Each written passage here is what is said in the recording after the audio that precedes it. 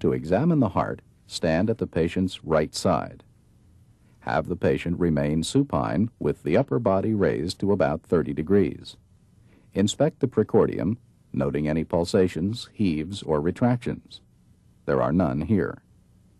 Look for the apical impulse, which, when visible, is normally seen in the left fifth interspace at or medial to the midclavicular line. Using your fingertips, palpate for pulsations or heart sounds in the right second interspace, left second interspace, and left third interspace. Next, palpate for the systolic impulse of the right ventricle. While keeping one finger in the third interspace, place additional fingertips in the fourth and fifth interspaces. If an impulse is palpable, note its location, duration, and amplitude.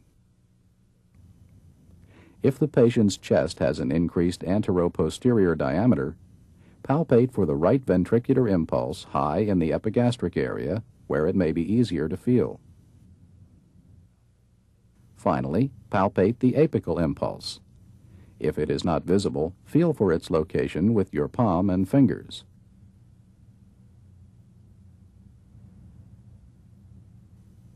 When you find it, assess it with your fingertips.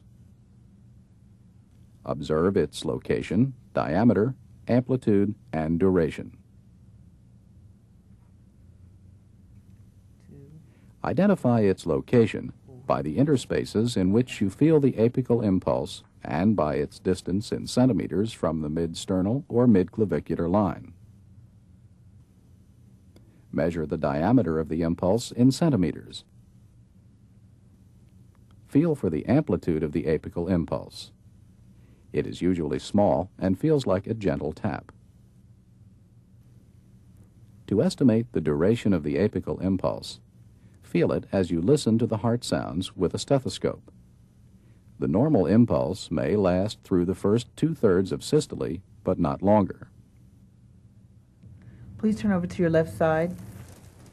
If you can't feel the apical impulse, ask the patient to roll partly onto his left side and try again. Now I'd like to tap on your chest to see the size of your heart. If you still can't feel the apical impulse, estimate heart size by percussion. Starting on the far left of the chest, percuss toward the left border of cardiac dullness in the third, fourth, fifth, and possibly sixth interspaces.